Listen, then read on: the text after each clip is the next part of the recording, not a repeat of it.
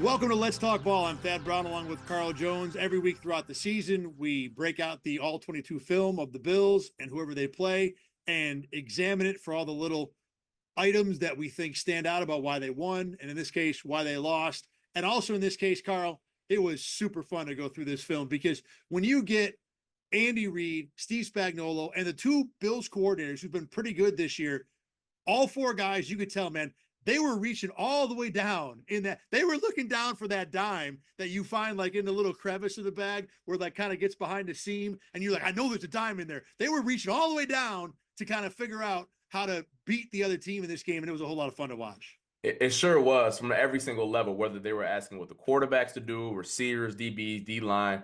I mean, you want to talk about the stuff they were asking the D line, how the stuff, the tush pushes and the creative stuff the Chiefs are doing with blitzes. I know we've seen it 10,000 times on that 4th and 5 play, but just all of that just stuff was just so dope to watch in a game like this that lived up to the hype. I know Bills Mafia is upset once again that the result ended like this, but when I watched it back without knowing the result, I'm like, man, this was dope, and especially to watch it in real time. The most fun one I had, the part where I'm like, oh, this is going to be a great watch was, I think, first quarter, the Bills run out 22 personnel. So you got two tight ends, two running backs, Reggie Gilliam's a fullback, and then they go empty out of that. So 5 spread with two tight ends, Ray Davis and Reggie Gilliam. The play was a disaster. It was probably the worst single snap that Joe Brady called. But I love the fact that this is what we're doing. We are pulling out all the stops when it comes to Bills and Chiefs. And, let's start here with how this Bills offense did. And, I think the thing that stood out to me the most was outside of Josh Allen, we said their superpower was the offensive line. And all year long, they played great. Well, in this game, it really felt like the Chiefs' defensive line was just tougher, top to bottom, all the way down the depth chart. I mean, I'm looking up, there's one guy the Chiefs have that has 3 names, Felix something or other. Other guy, his name is Wharton, who made a play. The reason I know this is because all of these guys individually won reps and had big plays against the Bills offensive line that you would not think would allow them. They just, and I'll tell you what, there was one thing that I wondered late in the game with all the runs the Bills were running in the second half, it almost looked like they were out of gas a little bit. Like they had just kind of, reached their energy limit and didn't have it anymore, which is a damning thing to say. And I don't even know if it's true. I'm just telling you what it looked like. So when you have the thing that you depend on, not named Josh Allen, and it is losing to guys whose names I still don't remember, that is a problem in this game. This will be the theme of this entire episode, but stars need to be stars in the playoffs. And the Bills' second best star this entire year was collectively the group of 5 up front. You needed those guys to shine bright. And I know the situation in front of them was not going to be easy with a Hall of Famer like Chris Jones. George Karlaftis has been coming on lately. Charles Omenihu wasn't there in the first matchup. So it wasn't like it was going to be a walk in the park. But despite all of that, you needed them to shine bright because that's what got them there. And unfortunately, even the most optimistic Bills fan will say they played them even, and that's not good enough in a matchup like this. That's exactly right. They weren't bad.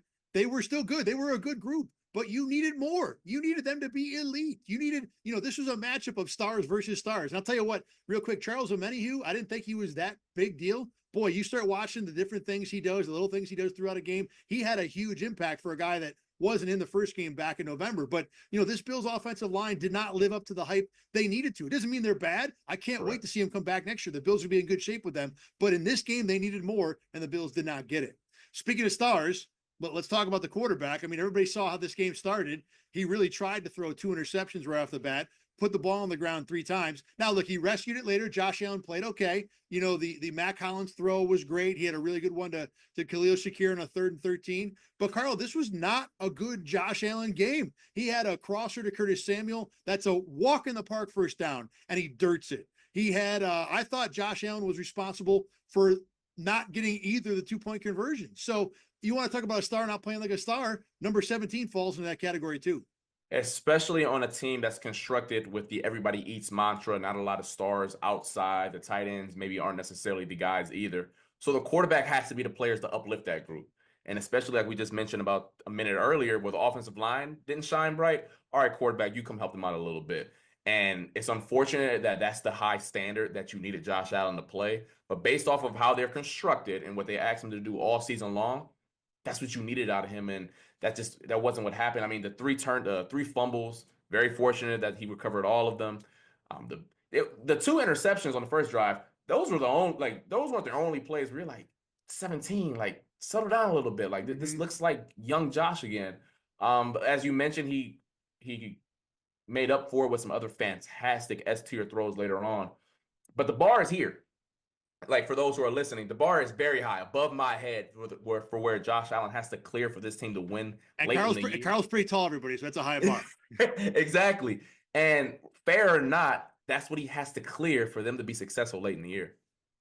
It was disappointing because there are plays that were available, and I know the variance was, a little bit a bigger deal than we expected. I mean, there was more negative stuff than I think we've seen all year. And the thing we've talked about with Josh, why he's, elevated to that MVP level this year was that he's cleaned up the turnover worthy plays, that there weren't the mistakes, but, we saw multiple ones. And we saw, like I said, not even just the throws that were turnover worthy, the throws that cost the Bills first downs and points. I mean, on the second 2-point conversion, look, the Chiefs go zone, it's zone from the way the motion provided an indicator.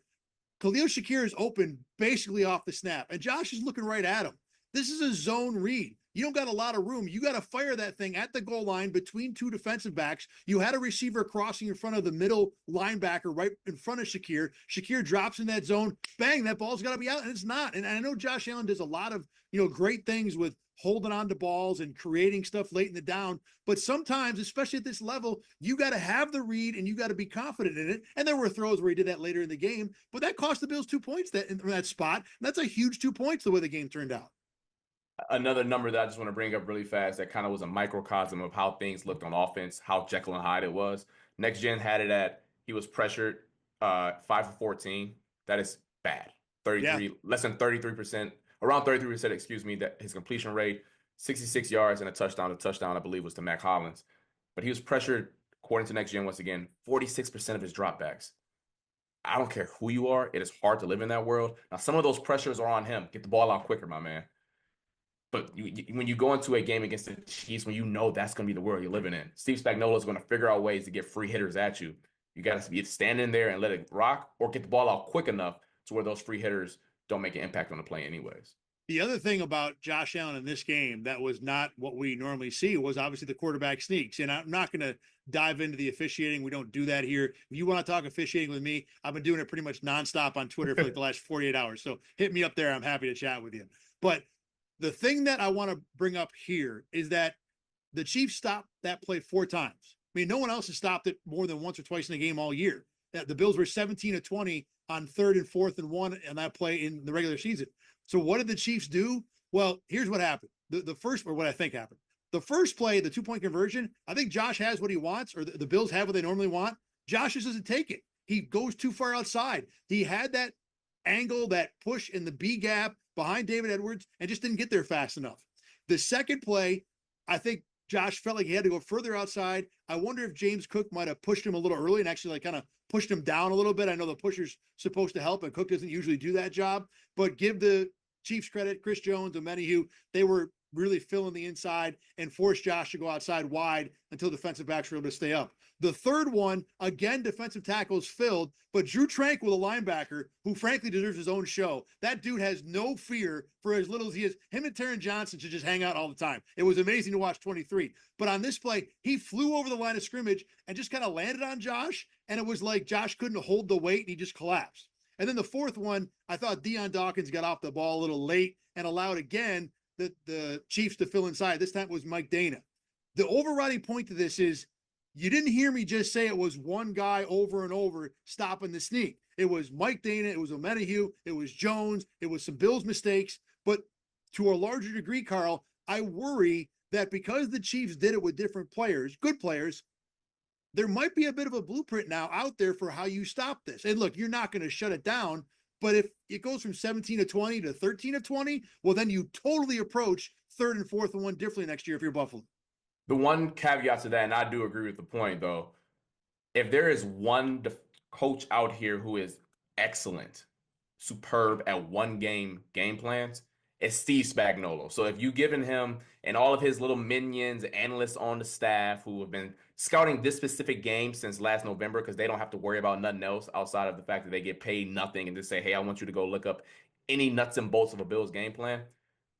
Steve Spagnuolo might be the one coach who is excellent at just saying, hey, this one thing I can take advantage of.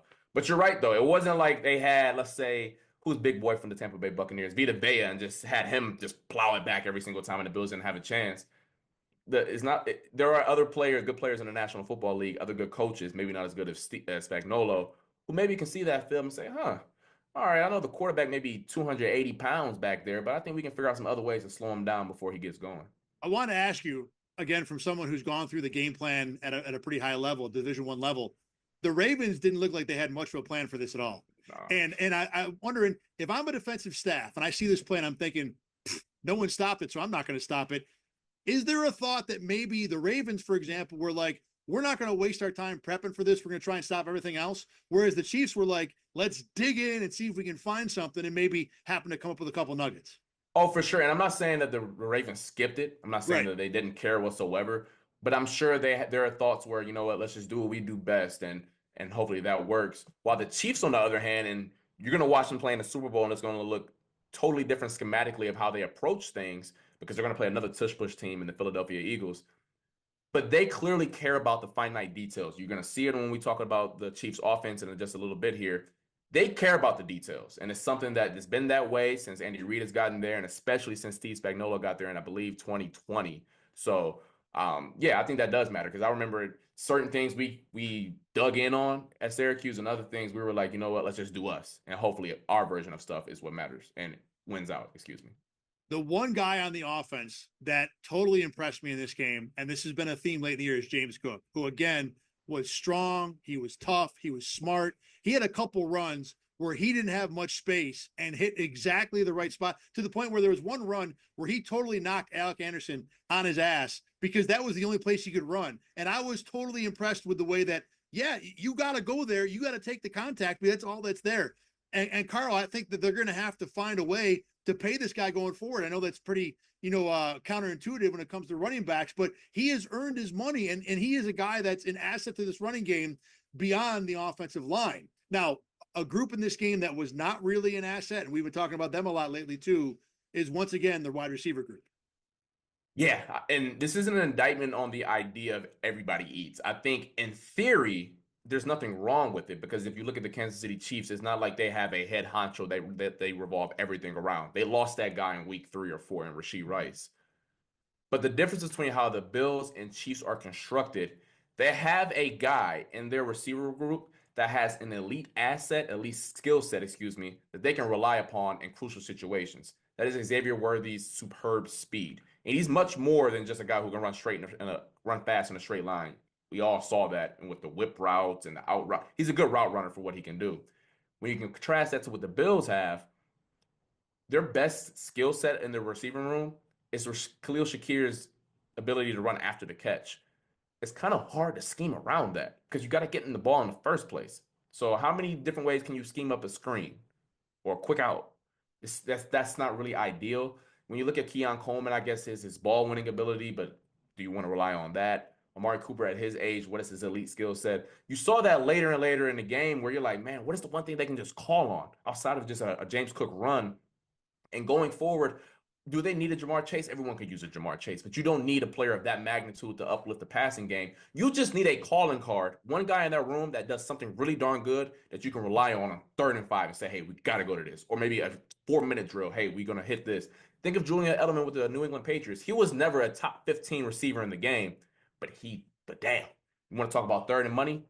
Julian Edelman can get open. The Bills need that next year. I think the best underline to this point is you think about 2 key possessions in this game that people are yelling about because of other stuff, but 3rd and 3, and you've got Josh Allen, and you throw a quick screen to Dalton Kincaid.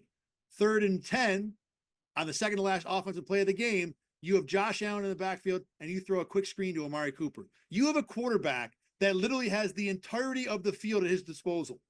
53.5 yards or 15 1/3 yards from one sideline to another, wherever you are in the field, all the way to the freaking goalpost down there.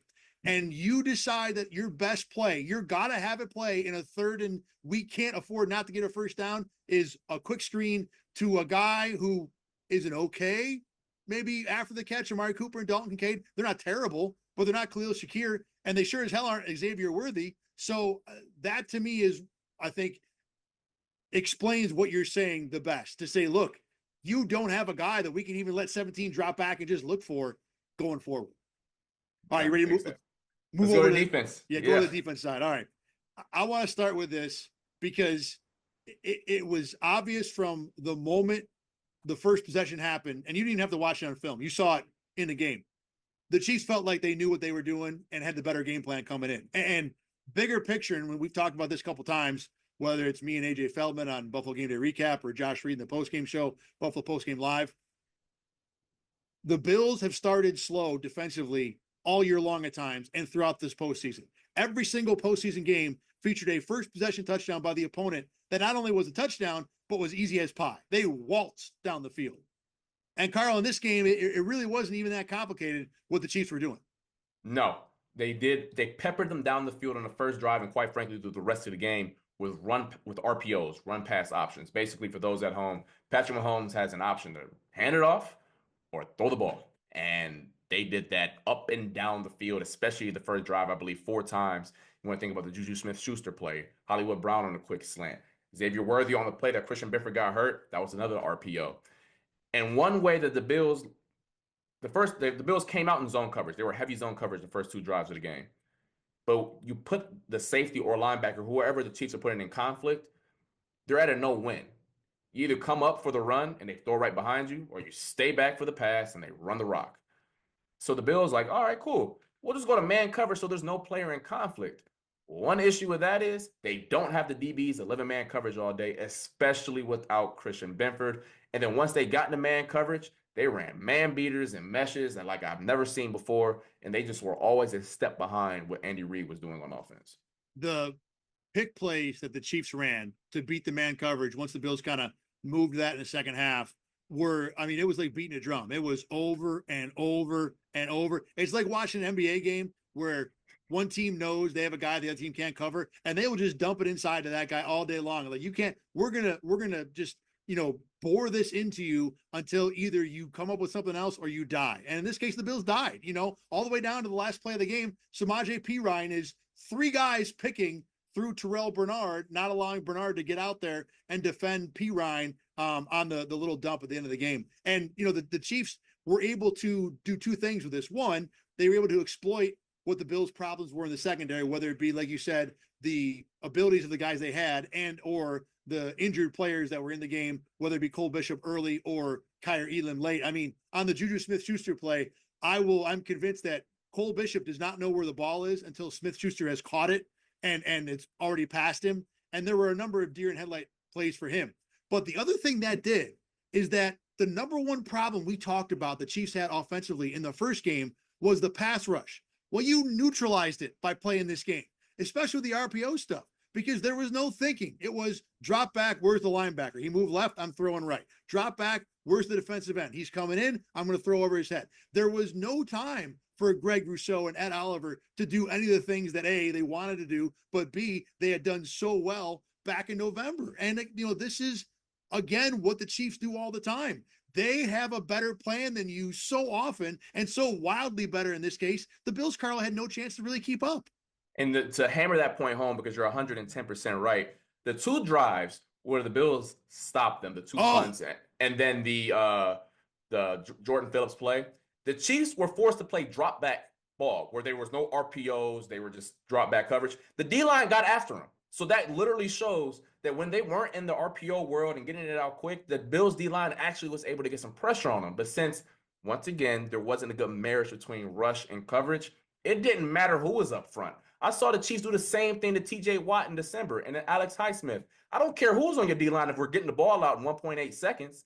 And that was just frustrating when you watch it back on film, because it was like, I know that the Bills D-line didn't play great, but they really didn't have an opportunity to do so based off what the Chiefs did with their passing game. See, I would say I thought the D-line actually played pretty well. They didn't play great because, like you said, they could not have. They just did not have the opportunity for it. But look, Ed Oliver and Daquan Jones were plenty active, both against the run and against the pass. Greg Rousseau, I still had him with 3 quarterback pressures in a game where he might have had 7 chances. I thought that was pretty solid, Yeah. So the defensive line in general, DeJuan Smoot had maybe his best game of the year. AJ Epinesa had a couple plays. Jordan Phillips had the sack. Look, the defensive line, if you wanted to say, all right, I need to get this from this position group and this from this position group and et cetera, et cetera. The defensive line checked the box in this game. And I know people won't think that. And I know Rousseau was getting criticism afterward. I disagree. From what they had the ability to do, they made a bunch of plays. I mean, Rousseau was throwing bodies around end of the game in the run stop. So I didn't have a problem with them. Carl, I did have a little bit of a problem with, well, pretty much everybody else, but let's go to the linebackers next. Look, Terrell Bernard and Matt Milano. Milano, again, is still year one after a leg injury. You can't expect him to be elite Matt Milano. He did have the nice sack on Patrick Mahomes in the second half that helped kill a drive. But for the most part, these two guys were fine. And you know what? That's fine. But when you're playing the AFC Championship, it also ain't good enough. And when the Chiefs realized that the linebackers were basically not going to be a threat, they picked them and blocked them and ran around him and did, again, virtually anything they wanted to. When you think of, and I saw this a couple of weeks ago, and I pondered on it and I thought on it, and I'm like, I don't know if I agree on it. But then I watched this postseason, and I think I'm starting to lean this way. There are certain positions defensively where you have to meet an absurd threshold for you to be an impactful player at non-valuable positions. So that goes for defensive tackles that don't rush the passer, linebackers, and safeties. I think Terrell Bernard and Matt Milano are good linebackers. But in order for you to be impactful in the postseason, you have to reach an absurdly high level, because what you bring to the table just isn't all that beneficial and valuable on a down by down basis, because you can get taken advantage of, like the picks. There's not really much that Terrell Bernard could have did on that game sealing play where Samaje Perine leaked out to the left. But a guy like Fred Warner might have been able to do it. But how many Fred Warners are out there?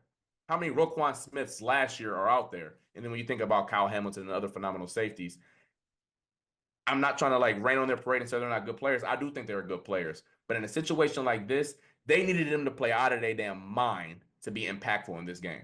And the way the Chiefs set up the offense again was to basically say, whatever you do, we're just going to do the other thing. That there's not much of an opportunity there. So to your point, the only way to combat that is to be ridiculous, to be elite. And the Bills did not get that. Now, look, Matt Milano is going to be healthier. He's going to have another year of the offseason. Terrell Bernard playing with Matt Milano, I think, could make Bernard a better player. And there were good moments for both guys. Bernard had a pretty good one-on-one cover with Travis Kelce, had a blitz later in the game that he won. But, there's a lot of talk last year about, well, the Bills had Terrell Bernard. That game last year goes totally different. I don't know watching this game, because the Chiefs had a game plan that was able to erase any impact those two guys would have, not necessarily because they're bad players, like you said, just because of the position that they play. When we moved to the secondary, we talked about Cole Bishop a little bit. Look, the guy was just not comfortable. Probably not. That's probably a spot that you don't want to put a rookie into. He was not ready for it. Beyond that, Rasul Douglas, like you said, playing a lot of man coverage, not his game. And boy, Carl, Damar Hamlin had a woof contest in this AFC Championship. Yeah, I mean, you can go all around, and I guess maybe excluding Taron Johnson, because he didn't really get targeted, I don't believe, in the game. He had one crosser where he got way behind Xavier Worthy, and it added up to the list of the number of times yes, the Chiefs, yes. Fourth quarter, the 30-yarder. The number of times where the Chiefs completed a pass where the Bills were in man, and the man defender and the guy who caught the ball was like 15 yards behind, still trying to navigate traffic. And the point I'm trying to make here is that I don't think the Bills secondary is very versatile, scheme dependent. I think they're very scheme dependent, where you ask them to do a certain thing, they can live in that world. Obviously, they got a bunch of guys who are best in zone, excluding Kyrie Elam, who didn't play well in man either yesterday. On Sunday. But Cole Bishop, Damar Hamlin, Rasul Douglas, I think Christian Benford is the one guy who can do a little bit of everything. But those guys are best in zone. And when you ask them to play a game plan that, quite frankly, I don't know if they would have been right either way. I don't think they would have been good sitting in zone either. So I'm not trying to say that. But when you ask them to play something they're not comfortable with, it's not pretty, especially against the Chiefs receiving core. I'm not trying to sit up here and say that they're awful, but they're nothing to be up in arms about. They're going to play Philly, and Philly has advantages everywhere on the defensive side of the ball. So it was kind of disheartening to see that, especially because all year long you kind of saw it coming that they were getting protected, especially the two safeties, and it came to fruition Sunday night. The other thing that bothered me too was the tackling. I mean, the Chiefs had, I think, 4 explosives. One was the Xavier Worthy, officiating issue, and I didn't like that officiating call either. But the other 3 were, you had the one with Taron Johnson getting lost in the picks. The other two were just blown tackles. I mean, those are 10, 15-yard plays over the middle where a defensive back didn't make a tackle. The Kareem Hunt first touchdown is Cole Bishop not making a tackle. Now, look, he's not Taylor Rapp or DeMar Hamlin. Those guys have been good tacklers, but Hamlin whiffed on a tackle in this game. You know, the linebackers weren't great. So, you know, those are some of the little things that pile up in a contest like this. All right, let's look ahead to next year just for a little bit here, you know, because there's only so much we can talk about with, hey, you didn't beat the Chiefs. Shocker. You know, what can the Bills do differently, or what would you want them to change or bring in, you know, from watching this team 20 weeks now on film to see the strengths and the weaknesses to maybe help them get that little extra 3% that might be the difference next season? I kind of mentioned the receiver thing earlier, so I won't touch that. I think it'll be kind of the point that I brought up earlier, though. I do think that they need another versatile corner, another corner that allows them to do whatever they want to do on the back end. And there are a bunch of things they can improve, but I think that thing in particular, you don't feel kind of handcuffed to play a certain way once you get to the postseason, because I thought that the Bills were actually pretty good at playing man this year. But then when you get into these crunch time moments where you can kind of get schemed up a little bit, game planned up, they just didn't have an extra juice, an extra gear to them in terms of that. So maybe if you get a cornerback who does feel just as comfortable in man as he does in zone, so then you have Christian Benford, Taron Johnson, and then as well as a corner, or maybe even a safety that you bring in that can do a variety of different things. You see how they use Trent McDuffie. I know he's a corner, but Trent McDuffie will line up on the line of scrimmage, at corner, at nickel. I know he's an all-pro. He's an extreme example. But you get my drift here. The Ravens with the Kyle Hamilton, all the creative stuff they can do. Marlon Humphrey, what he can do. You can live in whatever world you want to live in. You don't care what the offense does because your guys are that darn good in the back end. For me, I need this team to find something on offense that can play, like we talked about all year, above the scheme. They need a weapon, probably a receiver. It can be a tight end. I don't think they're going to grab a tight end because Knox and Kincaid seem pretty locked on the roster at this point. But give me a receiver either with exceptional wheels or an exceptional separator. I need something that the Bills can depend on in a third long spot that is not either a screen or Joe Brady, you know, coming up with the absolute winner X's and O's. I need a player who can just flat out win. And I was stunned that Amari Cooper fell into the same group with the rest of these guys not being able to do it late in the season. But again, he was not the guy that I think we expected him to be. That's, to me, the number one thing for the Bills. And, you know, you talk about playing above the scheme. Number two for me would be an edge rusher that can do that. Greg Rousseau was pretty good this year, took a step. But you're going to hear a lot about Myles Garrett maybe being a trade target for everybody in the NFL, frankly, but the Bills especially. That, to me, would be something that would fill the bill, too. They need players who do not rely on Sean McDermott and his minions, to use your word, being enough of a genius to make it work. They need a guy that can just go out there and be a dude. And right now, it's just 17 and probably that offensive line. And my final point on that, it doesn't need to be Jamar Chase or Justin Jefferson or A.J. Brown. But I look at Jordan Addison. You think of a player like that who's an elite separator. He could have helped this team a lot. Jackson Smith and Jigba, a player like that. I was just thinking that. Go ahead. Like Ladd McConkey. And I know that kind of is the sore spot for Bills fans because he was on the board when they traded back, Xavier Worthy. Like, there are a bunch of players who aren't the best player in the world that could have been dropped into this offense that could have taken them to new heights. Still got plenty of offseason to figure it out. The good news for the Bills is that there are assets. They should have some cap space. They've got 3 draft picks in the top 65. There will be opportunities for this team to get better. All right, Carl, been a fun season, man. Thanks for doing this. I appreciate the time. It's good to, you know, it's one thing to watch film. It's another thing to be able to talk with someone who absolutely knows what he's talking about when it comes to this stuff and to be like, hey, I saw this. Did I really see that? Is that what I saw? So it's been fun, man. Thanks for doing this. Listen, if I didn't have this, my girlfriend would have to hear it, and she wouldn't know an empty from a bunch, from a duo, from nothing that. So I'm happy that we got this platform and able to talk ball. Happy to take some of the burden off your lovely girlfriend, for sure. All right, it's Carl's birthday, by the way. Carl, go have a good time. Have a good dinner. Happy birthday to you. And for everybody out there, thanks as always for watching and listening. You can find all of our Let's Talk Ball episodes at rochesterfirst.com. When you go there, click on the sports tab, click on 8 Sports Extra. It's also at WIVB.com, YouTube, and wherever you get your podcasts. We will be back, assuming both of us still have jobs. We will be back next year to do this all over again as the Bills probably take another deep run in the playoffs. For Carl, I'm Thad. Thanks for watching and listening to Let's Talk Ball.